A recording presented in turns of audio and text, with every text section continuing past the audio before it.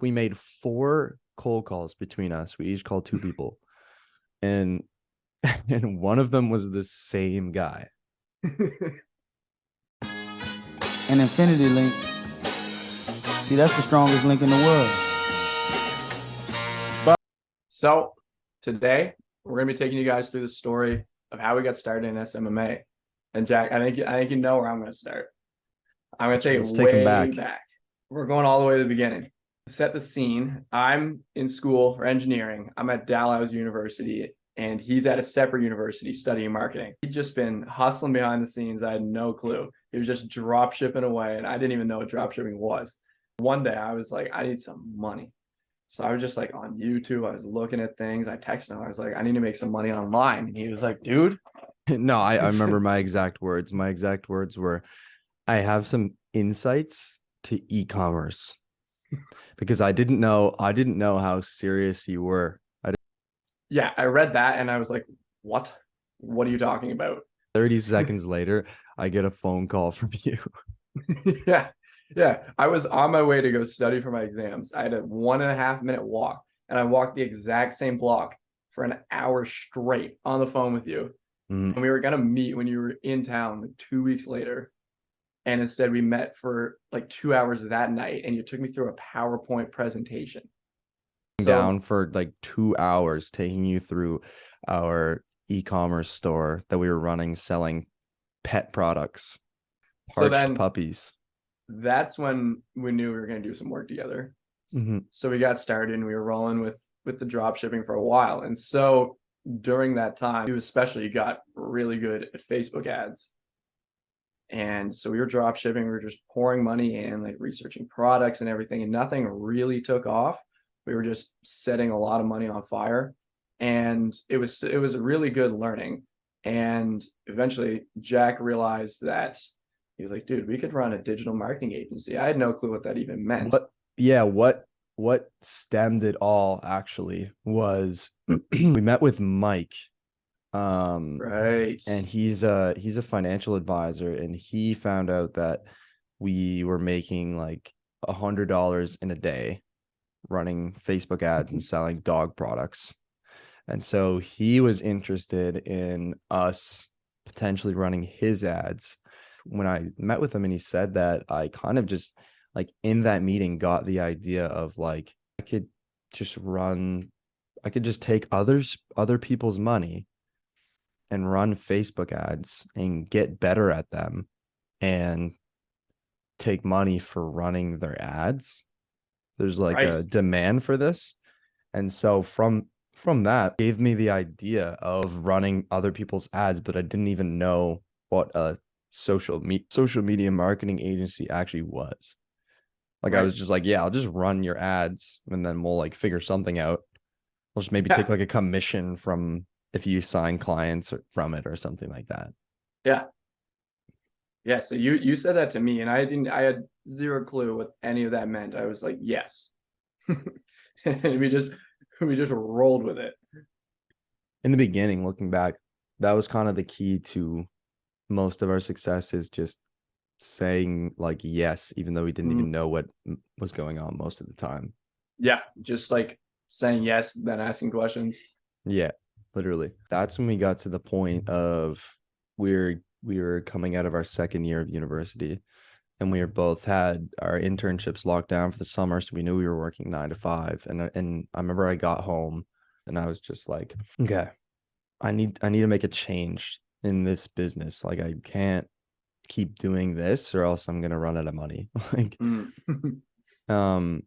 so I was just thinking it, and then I came back to the idea of running people's ads, because I was like, well, one thing I've gotten really good at from this other business is running Facebook ads, and I know that that's like a monetizable skill that I can continue to scale. I just need to figure out how to do that and what vehicle to use to scale it.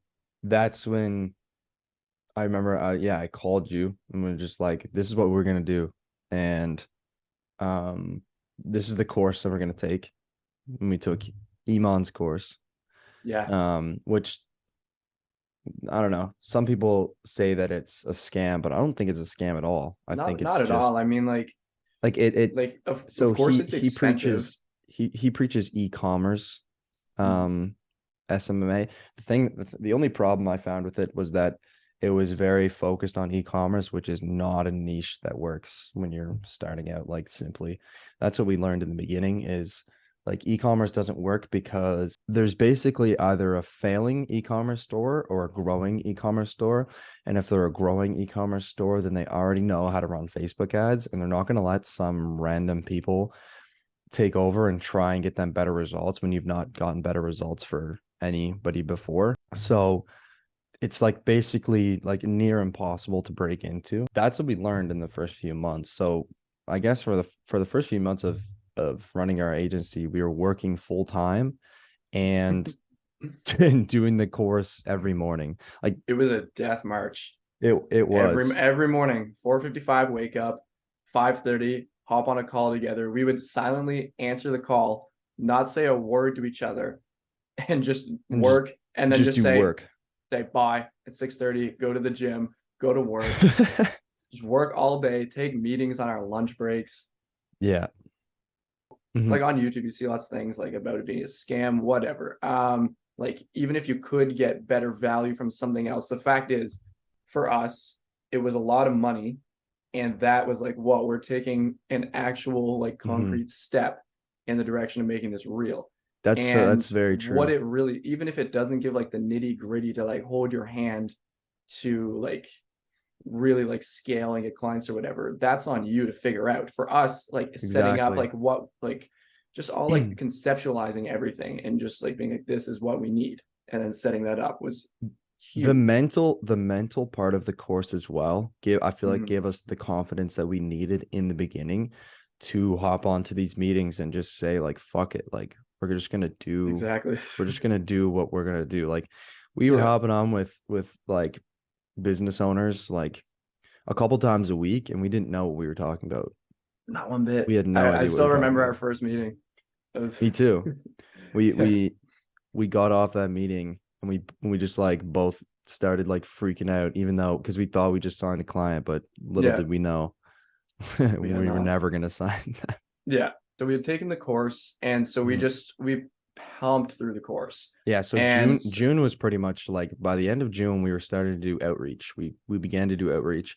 We right. didn't really know how to do outreach in the beginning. We started with Mhm. like cold emails and cold calls. Um, but we didn't have a niche, right? So we didn't like the thing that we didn't know then that we know now looking back is you need to know how to like where your niche is, and you need to know how to talk to your niche. You need to know how your niche is going to respond to Mhm. cold outreach and what method works the best, right? Definitely. So And um for us to figure that out, like there was no figuring that out before and getting all our ducks in a row and then jumping in. We had to jump in just mhm, day to day. We said we're gonna start cold calls. Neither of us wanted to do it, and we should no, just start. I remember how we like said we were like, Monday this week we're doing cold calls. So I'm at work, and the whole day all I'm thinking about is like, oh my gosh, I have to call these random realtors up. That's who we had picked, and mhm, like interrupt their day and try and pitch this to them. I don't even know what I'm pitching, but I'm calling them. So I mhm, went into my car. I left the building, went in my car, called one guy, and he wasn't interested. Called another guy. He wasn't interested. They were both very friendly, but I was a wreck on the phone. So then Jackson does his calls later in the day. We have a huge lead I got list, home a from work at massive like lead 4. list. What happened? I remember I went through the lead list and I found the most promising lead that I could and just looked like the friendliest guy. Gave him a call and he said, "Hey, listen, I think he called me earlier with this same offer." And then I just go, "Oh my God, I'm so sorry." End the call and I call you and we turns out we called the same. Yeah. We made 4 cold calls between us. We each called 2 people. And and one of them was the same guy. So Yeah. So that was basically how we like started. the moral of the story was just kind of like we need to find a better way to do outreach because we can't do cold calls all the time. So that's where LinkedIn came in. We use LinkedIn a lot, and it did work to land a lot of meetings. But if we just fast forward to landing our first client, the thing that we tapped into was our own network, right? Like people we already knew. And so that's where we signed our first client from somebody that your dad knew, who, and she owned a business, like a meat shop. And that was what we did for the first month is we worked for free. That is something that, of course, like Iman would say, like never work for free, never like take less than $1,000, and like all that stuff. I don't think is true, like at all. I think that's completely wrong, because the thing is like you like the thing that's gonna get you the farthest is having a track record and having clients that trust you. Right. And so the fact that we were able to work for free and do that for a month and get good results, the next month she was completely ready to pay us, and she's completely ready to pay us and give us a list of other businesses that were interested. Right. So that was honestly one of the key breakthroughs that we had as well. And then so signed that client in July. We signed our second client at the end of August going into September. And so we signed the first client for $125 a month. They had a $500 ad spend budget, which was funny because it just seemed like no money at all. But Yeah. and then the second client was $1,000 ad spend with $250 budget. Because we work off of a 20%, 25% service fee. So then we were making in September, we came back to school after working all summer, and we were making $375 a month, which was cool. It was fun. And from that, our other client, which was a painting company, he gave us a referral for another client, which is another renovation company.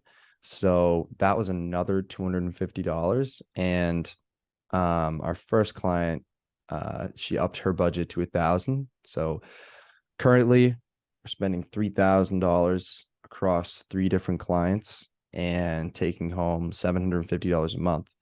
So the reason I wanted to be upfront with that is because like I feel like so many people like and you probably think this too, like coming up, like we'd be looking all over YouTube for SMMA videos as just like everyone else is. And they never were just upfront and transparent with how much they would make in the beginning. Right. So we're 6 months in. Now we're starting to make $750 a month, like almost 1,000. And it's like that's realistic. Like that's where you start. Like you actually have to start by like going one step at a time, like just slowly making your way up. Exactly. Because it's like you seem to get, if you're just really like in the YouTube space looking at all the SMMA videos, it's like 6 months how I got to $100,000 a month. Just Like that's these not numbers, like they real. don't even see real, and you just get numb to the numbers. So that like for us, like we were looking, and our goal was always 10K per month, and it still is obviously. Like we want to get there, but that we were like by this month we're getting to 10K a month. So then we were like unhappy when we had like 125, 375. We're like, we're doing something wrong, but we're not doing something wrong. In that time, like it's just been a couple months, and we doubled our monthly month over month after we signed another client, and Exactly. our client doubled their budget. And so now that's so we just have to take everything in stride like that and realize that these are like we went from drop shipping like 6 months ago, And and like making just no profit. making no profit, like digging ourselves a deeper hole to just deciding we're going to do this. And now we have real businesses that are trusting us with like thousands of dollars of their money and then paying us on top of that. And they trust us enough that they are going to vouch for us, refer us to other clients.